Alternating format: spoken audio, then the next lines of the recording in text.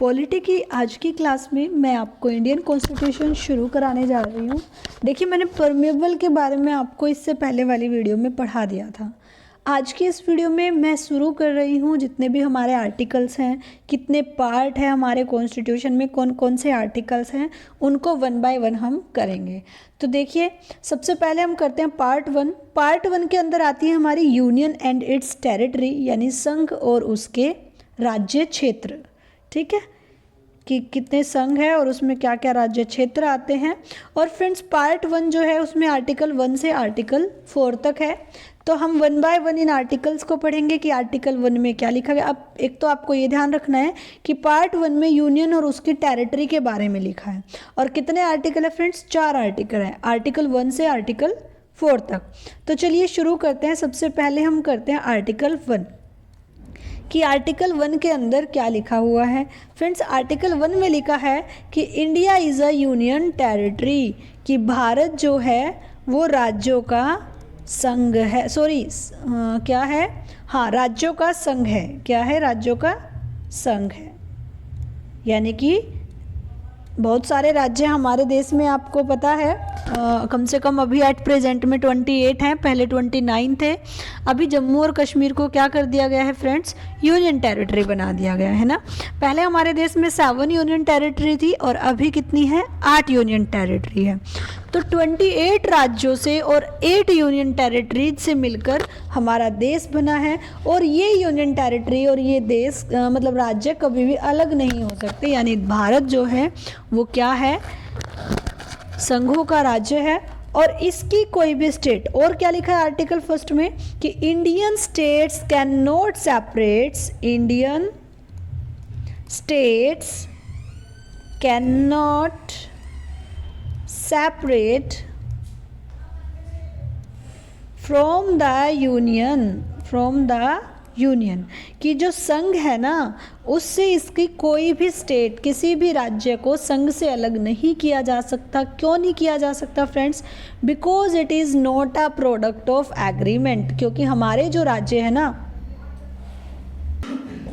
That means, क्योंकि ये कोई भी समझौते का परिणाम नहीं है। इसका मतलब क्या है फ्रेंड्स? इसका मतलब ये है, जब ये समझौता हुआ होगा ना कि हमारा देश है वो बन रहा है, जो भी आपको पता है, मैंने आपको बताया था कि पहले भारत क्या था? प्रिंसली स्टेजेस थी इसके अंदर, और ब्रिटिश गवर्नमेंट थी और कमिश्नरीज थी। मैंने वीडियो, जब मैंने पॉलिटी शुरू की थी तो मैंने बिल्कुल शुरुआत की क्लास में ये बताया था। तो जब उन राजा राजवाड़ों से साइन कराए गए थे तो उसमें सिर्फ क्या था कि हम उसमें ये था कि जब साइन करे गए थे कि एक बार एंट्री अगर देश के अंदर ले ली ना तो उसके बाद वहाँ से अलग नहीं हुआ जा सकता। आज भी ऐसे ही है। हमारे देश के अंदर अगर कोई और राज्य शामिल होना चाहे तो वो हो सकता है, लेकिन अगर एक बार शामिल हो गया तो एग्जिट के लिए कोई डोर नहीं है। इसका मतलब कि Indian states can not separate from the union, Bharat के राज्य को संघ से अलग नहीं किया जा सकता। ठीक है। जबकि अगर मैं बात करूं यूएसए की, यूएसए की जो स्टेट्स हैं उनको हम सेपरेट कर सकते हैं उनके फेडरेशन से। क्यों? क्योंकि वो एग्रीमेंट किए हुए हैं। आपको पता है अमेरिका में 50 स्टेट्स हैं और अमेरिका एक फेडरेशन कंट्री है, फेडरल कंट्री है ना। तो ये जो 50 स्टेट्स है ना, ये समझौते की सरकार है, समझौते से बने हुए राज्य हैं, देश हैं। तो ये अगर इनमें से कोई एक स्टेट ये चाहे कि हमें यहाँ से जाना है तो वो अपने आप को सेपरेट कर सकती है, बट हमारे इंडिया में ऐसा नहीं हो सकता। ये लिखा है आर्टिकल 1 में कि India is a union of states. चलिए आगे बढ़ते हैं। आर्टिकल 2 देखते हैं फ्रेंड्स कि आर्टिकल 2 में क्या लिखा हुआ है। आर्टिकल 2 में लिखा है admission and establishment of new states, यानी भारतीय संघ में नए राज्यों को प्रवेश एवं स्थापना। कि हमारे भारत में, भारत का जो संघ है, जो ये यूनियन है, इसमें अगर कोई नया राज्य चाहे कि हमें भारत में जोड़ दिया जाए तो जोड़ा जा सकता है, उसकी एक स्थापना हो सकती है कि हाँ ये नया राज्य स्थापित हो गया है। जैसे अगर मैं आपको बताऊं, 36वें संविधान संशोधन के द्वारा 1975 में सिक्किम को भारत में जोड़ा गया था। पहले सिक्किम हमारे भारत का एक राज्य नहीं था। 36वां अमेंडमेंट हुआ था फ्रेंड्स, कॉन्स्टिट्यूशन अमेंडमेंट, और 36th अमेंडमेंट के द्वारा 1975 में सिक्किम को क्या किया गया था, भारत में जोड़ा गया था। अब देखो भारत में मैंने आपको पहले भी बताया कि जो संघ है वो समझौतों का कोई वो नहीं है, इसीलिए एक बार भारत में जुड़ने के लिए तो है नियम, लेकिन बाहर जाने के लिए कोई नियम नहीं है। उसके बाद गोवा को भी जोड़ा गया था फ्रेंड्स, और गोवा को भारत में जोड़ा गया था 1987 में। ठीक है, तो सेकंड आर्टिकल में यही लिखा है कि एडमिशन एंड एस्टेब्लिशमेंट कैसे होगी न्यू स्टेट्स की, नए राज्यों को प्रवेश कैसे मिलेगा, उसकी स्थापना कैसे होगी। इसके बाद हम देखते हैं आर्टिकल 3। देखिए फ्रेंड्स, आर्टिकल 3 में क्या लिखा है कि एनी चेंज और alteration with in the territory और इन स्टेट्स कंसिडर्ड इन आर्टिकल 3, यानी कि भारत के राज्यों की आंतरिक सीमा में यानी अंदर अगर कोई भी बदलाव किया जाता है तो आर्टिकल 3 में लिखा है। जैसे कि मान लीजिए किसी भी राज्य का एरिया इंक्रीज करना हो, किसी भी राज्य का एरिया डिक्रीज करना हो, डिमिनिश करना हो, या किन्हीं दो राज्यों को मिलाकर एक नया राज्य बनाना हो, मर्ज करना हो, या फिर किसी राज्य का नाम चेंज करना हो, ये जो भी चेंजेज होते हैं ना किसी भी हमारे भारत देश के अंदर के राज्यों में, जो आंतरिक सीमा में जो भी बदलाव होते हैं वो किस में लिखे गए हैं फ्रेंड्स, आर्टिकल 3 में लिखे गए हैं। तो आर्टिकल 3 में लिखा गया है कि किसी भी राज्य के क्षेत्र को हम बढ़ा भी सकते हैं, कम भी कर सकते हैं, दो राज्यों को मिलाकर एक नया राज्य बना सकते हैं, या फिर किसी भी राज्य का नाम हम चेंज कर सकते हैं। ठीक है फ्रेंड्स देखिए, भारत की आज़ादी के समय पर भारत में कितने राज्य होते थे? आज़ादी के समय भारत में सिर्फ 14 राज्य थे और 6 होती थी फ्रेंड्स केंद्र शासित प्रदेश, यानी कि यूनियन टेरिटरीज होती थी। ठीक है, केंद्र शासित प्रदेश कितने होते थे? 6 होते थे। उसके बाद ये 7 हो गए। कौन कौन से होते थे फ्रेंड्स अब तक जो थे कुछ समय पहले 2019 से पहले? यूनियन टेरिटरी 7 यूनियन टेरिटरी थी फ्रेंड्स। एक थी हमारी first Andaman Nicobar,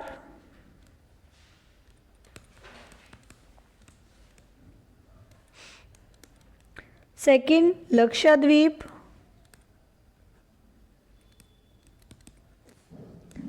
third friends Dadra Nagar Haveli,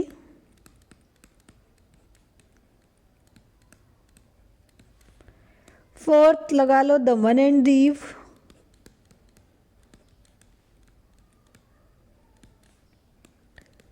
fifth friends पोंडुचेरी,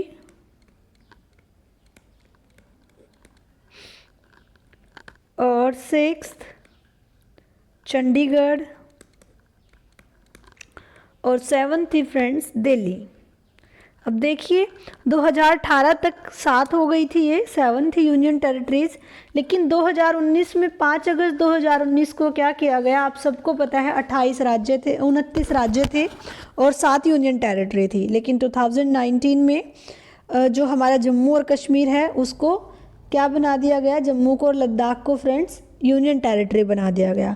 और किन दो जो ऐसी कौन सी 2 यूनियन टेरिटरी है जिनको मर्ज करके एक कर दिया गया, तो फ्रेंड दमन और दीव और नागर हवेली, दादरा नागर हवेली और दमन दीव, इन दोनों को मर्ज कर दिया गया, एक कर दिया गया, और ये दोनों अब एक ही यूनियन टेरिटरी कही जाती है। इसका पूरा नाम हो गया दादरा नागर हवेली दमन एवं दीव टेरिटरी। ठीक है, और साथ में एक 8वीं, अभी देखो ये तो 1 हो गई, इसका मतलब ये दोनों क्या हो गई मिलकर 3 हो गई, 3rd नंबर की हो गई, ये 4th नंबर की हो गई, ये 5th नंबर की हो गई, ये 6th नंबर की हो गई। तो अभी 7th और 8th कौन सी बनी है, क्योंकि एट प्रेजेंट में 8 यूनियन टेरिटरी है। 7th बनी फ्रेंड जम्मू एंड कश्मीर और 8th बनी फ्रेंड्स लद्दाख। तो ये भी आपको याद रखना है कि अभी एट प्रेजेंट में कितनी यूनियन टेरिटरी है, 8 हैं। कौन कौन सी है फ्रेंड्स, अंडमान निकोबार, लक्षद्वीप और दादरा नागर हवेली दमन एंड दीव, ये दोनों मर्ज होके एक हैं। फिर है फ्रेंड्स पोंडुचेरी, चंडीगढ़, दिल्ली, जम्मू कश्मीर एंड लद्दाख। ठीक है फ्रेंड्स, अब देखिए मैंने आपको बताया कि जब भारत की आज़ादी हुई थी ना उस समय सिर्फ 14 राज्य थे और 6 केंद्र शासित प्रदेश थे। तो फ्रेंड्स अभी एट प्रेजेंट तक ये 28 राज्य कैसे हो गए, तो देखिए एक कमीशन भारत में आया, एस.के. धर कमीशन इसका नाम था। क्या था फ्रेंड्स? एस.के. धर कमीशन। एस.के. धर कमीशन 1947 से 48 के बीच आया था और इसने ये कहा, एस.के. धर कमीशन ने, कि हमारे देश में भाषा के आधार पर कोई भी स्टेट नहीं बनेगा। क्या बोला फ्रेंड्स? भाषा के आधार पर कोई भी स्टेट नहीं बनेगा। ठीक है, क्योंकि देखिए हर तरीके की भाषा के लोग यहाँ रहते थे, कई बार ऐसा आपस में मनमुटाव भी हो जाते थे। ठीक है, उसके बाद आया जेवीपी कमीशन, जवाहरलाल नेहरू जी, वेंकैया नायडू, पट्टावटी सीतारमैया, ये इनके क्या थे? इस कमीशन के मेंबर थे। ठीक है फ्रेंड्स, इन्होंने भी यही कहा कि ये आया था 1948 में जेवीपी कमीशन। इन्होंने भी यही कहा कि भाषा के आधार पर हम कोई राज्य नहीं बनाएंगे। लेकिन इसके बाद फैजल अली कमीशन आया। क्या आया भारत में? फैजल अली कमीशन। अब देखिए फ्रेंड्स, क्या हुआ, एक समय ऐसा आया जब जैसे हमारे हरियाणा को ही अगर मैं लूँ तो हरियाणा और पंजाब भी पहले एक राज्य हुआ करते थे, अगर मैं आपको एग्जांपल देके ये चीज़ समझाऊं। लेकिन भाषा के आधार पर, क्योंकि आपको पता है पंजाब में पंजाबी बोली जाती है, हरियाणा के लोग हरियाणवी बोलते हैं। भाषा को लेकर झगड़ा रहता था क्योंकि हमें पंजाबी अच्छे से समझ नहीं आती थी हरियाणा वालों को, और ऑफिशियल लैंग्वेज भी पंजाबी थी, जिससे थोड़ी दिक्कत होती थी। तो लोगों के आपस में मतभेद होते रहते थे। ठीक है, फिर धीरे धीरे मन मुटाव, ये मतभेद ये बढ़ते चले गए और लोग इसका विरोध करने लगे और एक नए राज्य की डिमांड करने लगे।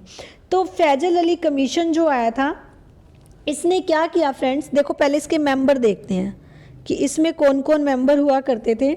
इसमें होते थे खुद फैजल अली, इन्हीं के नाम पर इनका नाम फैजल अली आयोग है। सेकंड होते थे के.एल. पनिष्कर। थर्ड होते थे फ्रेंड्स हृदयनाथ कुंजरू। कौन होते थे? हृदयनाथ कुंजरू। ये इस आयोग के मेंबर होते थे।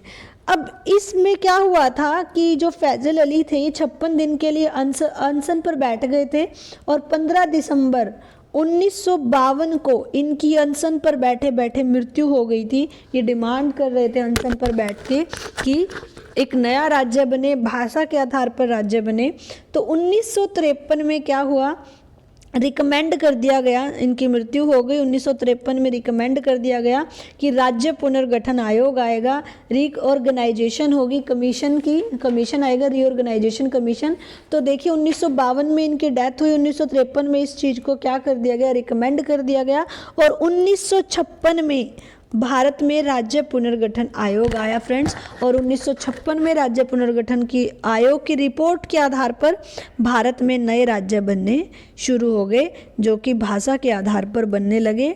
जैसे कि हमारा जो हरियाणा है पंजाब से अलग होकर 1966 में बना था, ये भी इस राज्य पुनर्गठन आयोग के द्वारा ही बनाया गया था। ठीक है, तो ये आर्टिकल 3 था, जिसमें आर्टिकल 3 में क्या कहा गया था फ्रेंड्स कि भारत के जो भी राज्य होंगे ना, उनकी आंतरिक सीमा में कोई भी बदलाव जो भी किया जाएगा, राज्य के क्षेत्र को बढ़ाया जाएगा, क्षेत्रों को कम किया जाएगा, 2 राज्यों को मिलाकर एक राज्य बना दिया जाएगा, या किसी राज्य का नाम चेंज किया जाएगा।